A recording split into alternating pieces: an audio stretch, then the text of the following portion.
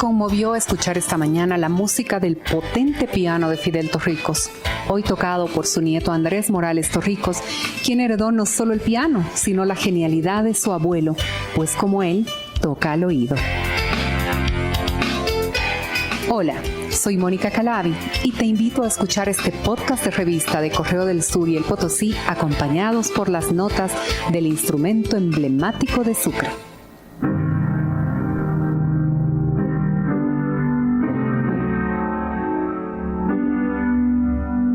Mi papá dejó encargo que el piano fuera para Andrés.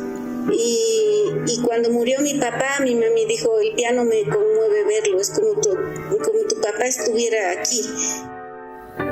Era la voz de Gabriela Torricos, hija de Fidel y madre de Andrés, quien relató que su hijo incursionó en el piano desde el 2003 con la maestra Silvia Mayorga, quien le enseñó a tocar música clásica hasta convertirse en el excelente pianista que es ahora, cuyo don es un legado de su abuelo.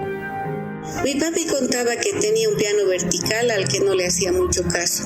Ese piano lo había tenido desde adolescente, desde niño prácticamente, ¿no?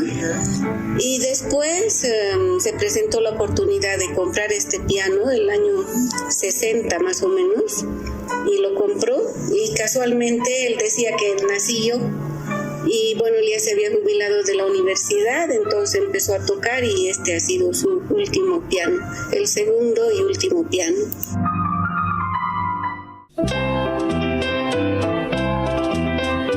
Las interpretaciones de Fidel Torricos resuenan en cada chuquisaqueño y así será por siempre. Esa es la herencia compartida del pianista, que no es otra cosa que la alegría alrededor de su piano, donde no faltó el canto, las palmas, la fiesta, la amistad y los tragos. Fidel Torricos, el músico, farmacéutico de profesión, intérprete magistral del piano, folclorista, investigador y compositor, dejó un legado de más de 200 melodías, entre cuecas, bailecitos, taquiraris, caluyos, pasacalles, yarabís y chuntunquis. Toda su música fue donada al Archivo y Biblioteca Nacionales y todavía nadie la tradujo a partituras. Sin embargo, hay una nueva generación de pianistas que se está formando en la ciudad, entre ellos Sofía Álvarez Rocha, quien está traduciendo los temas de Fidel para llevarlos a partituras, como el titulado Destacamento Chuquisaca, que venimos escuchando de fondo.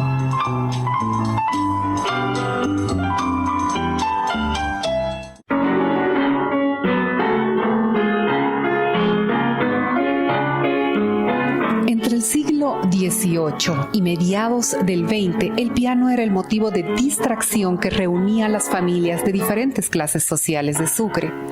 Todavía quedan algunas muestras de estos hermosos instrumentos musicales.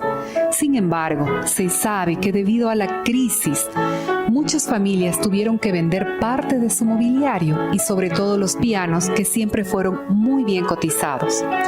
Después de la Revolución Nacional de 1952, se desató la crisis económica y los pianos empezaron a salir de Sucre, porque las familias se vieron obligadas a vender sus objetos más valiosos, según explicó el historiador y restaurador Iván Gutiérrez.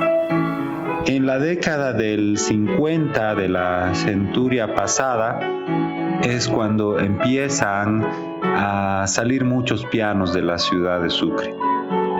Una persona en esta ciudad se volvió especialista en el embalaje de pianos, habiendo en su vida embalado más de un centenar de pianos.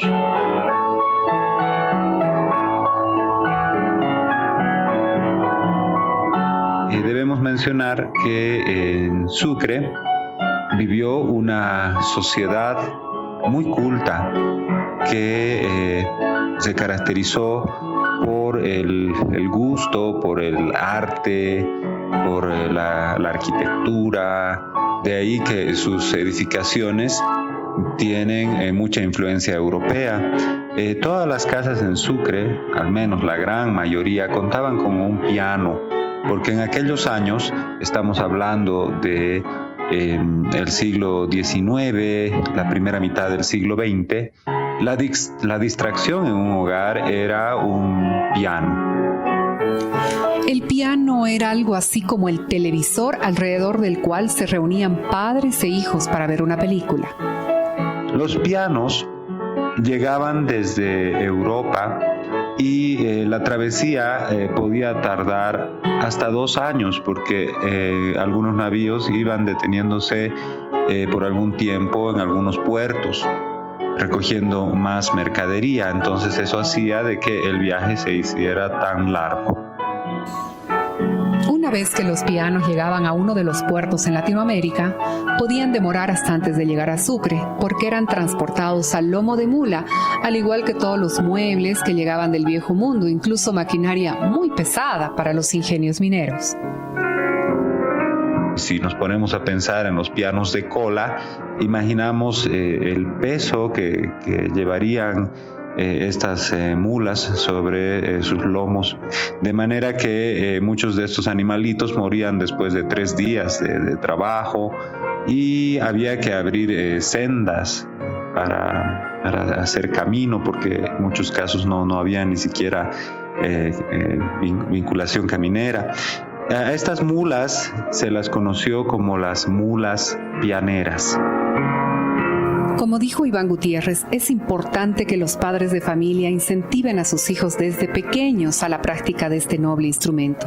Afortunadamente hay una nueva generación de jóvenes que ya se está formando en piano en el Conservatorio de Sucre, como Sofía Álvarez, Ailín Oropesa, Manuel Laura, Jonathan Cava, Dana Belli, Cecilia Quintanilla, Brenda Villafán, Bernardo Guerra, quienes siguen los pasos de Andrés Morales, Ángela Betancourt, Natalia Villegas, entre otros pianistas contemporáneos chuquisaqueños.